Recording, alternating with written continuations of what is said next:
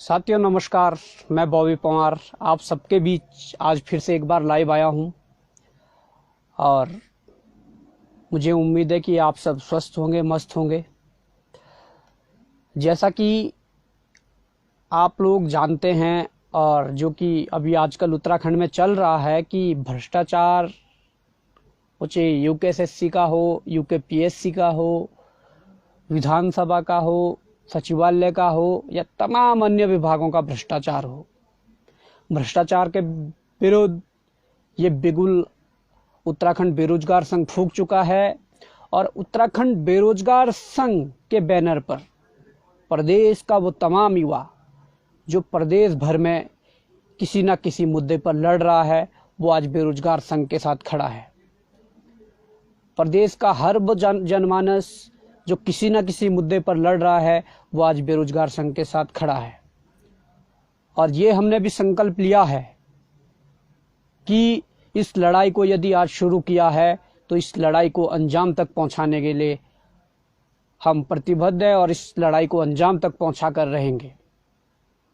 बात करते हैं हमारे सत्ताधीशों की, हमारे प्रदेश के मुखियाओं की।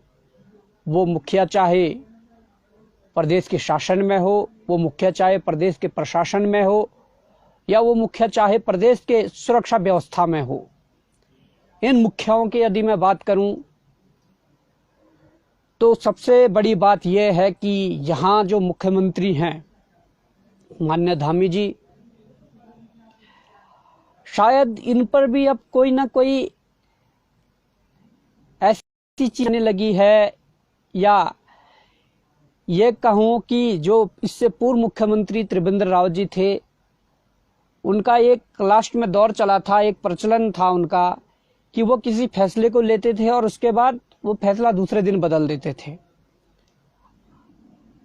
आज फिर से वो स्थिति आई है और ये स्थिति दूसरे मुख्यमंत्री जी के साथ आई है। क्या मुख्यमंत्री जो कह रहे हैं कि जो मेहनत से पास हुआ है उनको नौकरी देंगे, उनको ज्वाइनिंग देंगे, ठीक है, आप दीजिए, स्वागत है, आप दीजिए, एक बार उनको नौकरी दे दीजिए। पर मेहनती है कौन और मेहनत से पास हुआ कौन?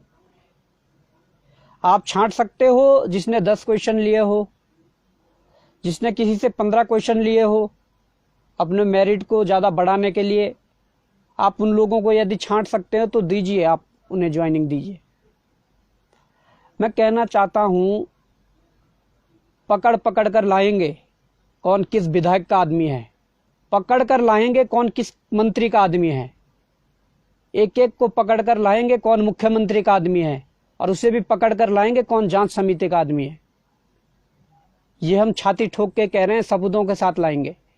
और आप सेग्रीगेशन की बात कर रहे हो, सेग्रीगेशन इसलिए भी नहीं हो सकता, आप तो करना चाह रहे हैं, आप इसलिए करना चाह रहे हैं कि खनन प्रेमियों के साथ कई लोगों की फोटो वायरल हो रही है। उच्च शासन में बैठे हमारे मंत्रीगण हो, मुख्यमंत्री हो, विधायक हो या अधिकारी हो, खनन प्रेमियों के साथ भी फोटो वायरल हो रही है। इसका हम क्या मतलब समझें? किन खनन माफियाओं को बचाने की बात कर रहे हैं? जिन खनन माफियाओं ने अपने खनन कारोबार के साथ इन परीक्षा में जो ये धांधली करवाई है, इसे कारोबार बना लिया। ऐसे खनन माफियाओं का भी सुपड़ा साफ होगा और उत्तराखंड की देवभूमि में देवतुल्य जनता के साथ गद्दारी करने वाले गद्दारों का भी सुपड़ा साफ होगा। वो गद्दार चाहे किसी अधिकारी कर्मचारी की पोस्ट पर बैठा हो, वो गद्दार चाहे उत्तराखंड की विधानसभा में बैठा हो, वो गद्दार चाहे उत्तराखंड की कैबिनेट में बैठा हो या उत्तराखंड के कितने भी बड़े पद पर बैठा हो, उन गद्दारों का सफाया होना जरूरी है। और उन गद्दारों का सफाया करेंगे, ये बात आप भूल दीजिए जो आप प्रत्येक दिन अपने स्टेटमेंट बदल रहे हो। हम कहना चाहेंगे कि आपने तो ठीक है कह दिया कि सेग्रीगेशन करेंगे। उत्तराखंड का हर एक युवा आपसे आज ये पूछना चाहता है कि जिन 5 परीक्षाओं को आपके पास सबूत नहीं दिए गए, जिन 5 परीक्षाओं में गड़बड़ी का कोई किसी ने आवाज नहीं उठाई, या जिन 5 परीक्षाओं की कोई बात तक नहीं की, उन परीक्षाओं को आपने निरस्त किस आधार पर किया? आज उत्तराखंड का हर एक बच्चा आपसे यह पूछना चाहता है। और जिन परीक्षाओं में 38 से अधिक गिरफ्तारियां हो चुकी है, जिस परीक्षा में 3 पालियों की परीक्षाओं में तीनों पेपर आउट पहले ही हो चुका था, जो हमें स्क्रीनशॉट मिले थे उसमें यह कहा गया था हमें कि 4 दिन पहले पेपर बाहर था, परंतु जब खुलासे हुए, जब कंपनी के माध्यम से ही पेपर बेचा गया, तो आप देख सकते हैं कि जब पेपर पैकिंग हो रहा था तब बेचा गया, तो कम से कम 20-25 दिन, 1 महीने पहले पेपर बाहर आ चुका था। कैसा सेग्रीगेशन करोगे आप? Number 1 Telegram, number 2 WhatsApp, number 3 photocopy. और वो फोटोकॉपी कितने जगह पहुंची ये पता लगा पाना भी मुश्किल है। और ऐसी फोटोकॉपी एक नहीं, सचिवालय के अंदर ही बैठकर कितने प्रतिशत लोगों ने पेपर बांटा है ये भी बता दीजिए। आप बात अगर भ्रष्टाचार को मुक्त करने की करते हैं, अगर देश के प्रधानमंत्री लाल किले की प्राचीर से कहते हैं कि हम भ्रष्टाचार मुक्त बनाएंगे देश को, और आप यहां संकल्प लेते हैं कि 2025 तक उत्तराखंड भ्रष्टाचार मुक्त होगा, तो ये नहीं चलेगा कि आप अपनों को बचाएं और दूसरों को फंसाएं। इससे भ्रष्टाचार कम नहीं होगा। भ्रष्टाचार कम होगा तो जो भ्रष्टाचारी है वो अपना है, पराया है, वो बिना देखे आप पर आपको कार्रवाई करनी है। और ठीक है, आप कह रहे हैं कि हम ये भर्ती रद्द नहीं करेंगे, इसमें गड़बड़ी हुई है, छटनी करेंगे, कर लीजिए। छटनी किसके लिए? किसके 15 लाख बचाना चाह रहे हो? किसके 18 लाख बचाना चाह रहे हो? आरोप लगेंगे और सीधे आरोप लगेंगे, और सीधे उस पर आरोप लगेंगे जो इस पर स्टेटमेंट देगा, वो प्रदेश का मुख्यमंत्री हो, प्रदेश का या प्रदेश का कोई मंत्री हो, सीधे उस पर आरोप लगेंगे कि 15 लाख या 18 लाख किसके बचाने की कोशिश कर रहे हैं। और अभी तक आपने गिरफ्तारियां क्या कर ली? आपने किसी अपने पार्टी के आदमी को उठाया, और आपके जो पार्टी के लोग हैं उनके हमारे, और हम कहना चाहते हैं वो सबूत सबके सामने सार्वजनिक करने जा रहे हैं। और जो आपने आरोपी पकड़े हैं, कुछ मामलों में मैं आपको बता दूं, आपने आरोपी तो पकड़ लिए हैं, पर उन आरोपियों के ऊपर किसका हाथ है, उसमें सबसे बड़े सरगना कौन है, वो सब आपको हम उपलब्ध करवाने वाले हैं। लाइव में उपलब्ध करवाएंगे, और उन पर कार्रवाई नहीं हुई तो आप समझ लेना कि प्रदेश का जो जनमानस है वो सड़कों पर तो आ चुका है, परंतु वो इतना आक्रोशित हो जाएगा, वो इतना आक्रामक हो जाएगा कि सरकार बचानी मुश्किल हो जाएगी। और ये मैं कह देना चाहता हूं कि आप तो भर्ती को बचाने की बात कर रहे हो, आप सरकार बचाने में नाकाम हो जाओगे। ये आज लिख के ले लो, अभी लिख के ले लो। हमने 7 सितंबर को रैली की, सचिवालय कूच किया, और आपको बड़े प्यार से, बड़े लोकतांत्रिक तरीके से उस रैली का आयोजन किया गया। सचिवालय गए, वहां पर आपके जो मजिस्ट्रेट आए उनको अपना ज्ञापन दिया, और आपके नाम से ज्ञापन दिया, और कहा कि आप हमें टाइम दीजिए, 2 दिन, 3 दिन, 4 दिन में जब भी आप टाइम दोगे, हम आपसे बात करना चाहते हैं कि उत्तराखंड में भ्रष्टाचार जो चल रहा है वो उसमें और कड़ियां क्या है। परंतु आपने अभी तक समय नहीं दिया। हम आपसे सामने में बैठकर बात करना चाहते हैं, क्योंकि हम आपको कुछ बताना चाहते हैं। अगर आपकी सलाहकार टीम आपको किसी दूसरे रास्ते भटका रही है तो हम आपको समझाना चाहते हैं, हमारे भी सुझाव लीजिए। और अगर नहीं मिलते हैं तो ठीक है, आप वो भी कह दीजिए कि अगर नहीं मिलना है तो नहीं मिलना है, ठीक है, हमें उससे भी कोई वो नहीं, ऐतराज नहीं है। आप ये बता दीजिए नहीं मिलना है, क्योंकि खुलासे तो अब होकर रहेंगे। और ये आप भर्ती बचाओ ना बचाओ, भर्ती को बचाने की आप पूरी कोशिश कर रहे हैं, पर सरकार नहीं बचा पाओगे। वो दिन ज्यादा दूर नहीं है, हम ये भी कह दे रहे हैं। देहरादून के चारों रास्ते बंद हो जाएंगे।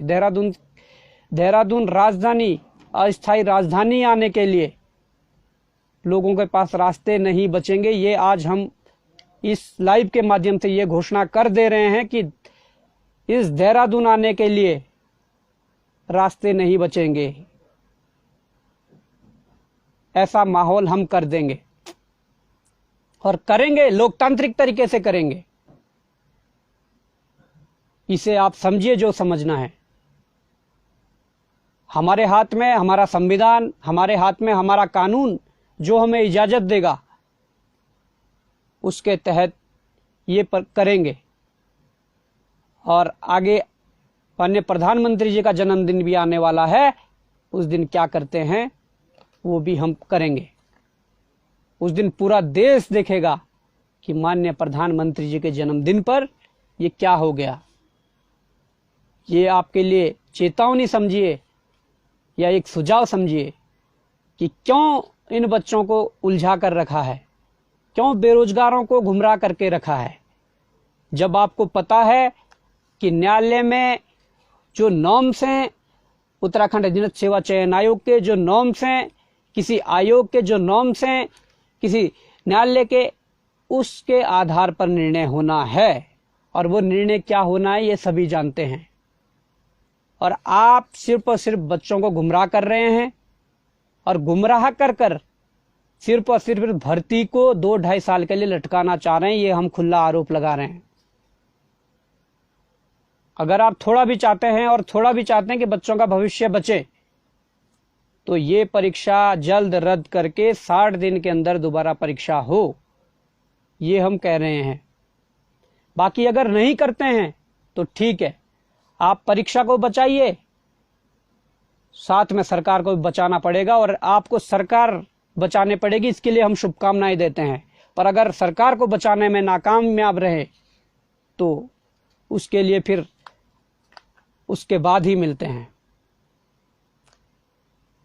और मैं उन छात्रों को भी ये संदेश देना चाहूँगा जो थोड़े से किसी दबाव में आकर या कुछ स्टेटमेंट कोई आ जाता है, उसके बाद जो उनके मन में परेशानी उत्पन्न हो जाती है, जो उनका जल्दीपन जो है वो शुरू हो जाता है कि अब क्या होगा। इतनी बेचैनी मत पालिए और इतनी बेचैनी पालनी भी नहीं है। ये संकल्प लिया है, इस गलत सिस्टम के खिलाफ लड़ेंगे और अंतिम तक लड़ेंगे। तब तक लड़ेंगे जब तक इसे अंजाम तक ना पहुंचा दिया हो। उतार चढ़ाव आएंगे, परिस्थितियां कुछ भी हो, हर परिस्थिति का डटकर मुकाबला करेंगे और इस लड़ाई को अंजाम तक पहुंचाएंगे। ये मेरा उन युवाओं को संदेश है जो या तो परसों रैली में शामिल थे, या जो अभिभावक घर से मुझे देख रहे हैं, या जिन अभिभावकों को मुझे फोन कॉल आ रहे हैं। ये उन अभिभावकों के लिए मेरा संदेश है कि उत्तराखंड बेरोजगार संघ के ये बेटे इस लड़ाई को अंजाम तक पहुंचा कर रहेंगे, इस लड़ाई को लड़ेंगे। सरकार अपनी जो मनमानी करे, हम मनमानी नहीं होने देंगे। हमें इसके लिए कोई भी कदम उठाना पड़े हम उठाएंगे। और ये लड़ाई उत्तराखंड बचाने की लड़ाई है और इस उत्तराखंड, इस देवभूमि को बचा कर रहेंगे। ये इस देवभूमि के उत्तराखंड बेरोजगार संघ में जो युवा है वो इसे बचा कर रहेंगे। और कल कोटद्वार में एक रैली होने जा रही है और उस रैली में सब प्रतिभाग करें। कोटद्वार के आसपास के लोग हैं, जो गढ़वाल के लोग हैं, वो सब कोटद्वार पहुंचिए और उस रैली को भव्य बनाइए। उस रैली के माध्यम से अपने सरकार तक इस आवाज को पहुंचाइए कि आप गलत कर रहे हैं। और अगर आप सही करोगे तो आपको उस हिसाब से उसका नतीजे मिलेंगे, और अगर आप गलत करोगे तो आपको वो नतीजे मिलेंगे। ये आपको कोटद्वार के रैली के माध्यम से संदेश देना है। तो देखिए, ज्यादा ना बोलते हुए हम यही कहना चाहेंगे कि मुख्यमंत्री जी, आप लगा लीजिए दम। आप भर्ती बचाओ या सरकार बचाओ, लड़ेंगे हम इस गलत सिस्टम के खिलाफ, जिस सिस्टम की आंखें फूट चुकी है, जिस सिस्टम को ये नजर नहीं आ रहा कि सही क्या है गलत क्या है। क्योंकि आप तो अपने प्रवक्ताओं को भी ये कहते हैं ना कि क्या है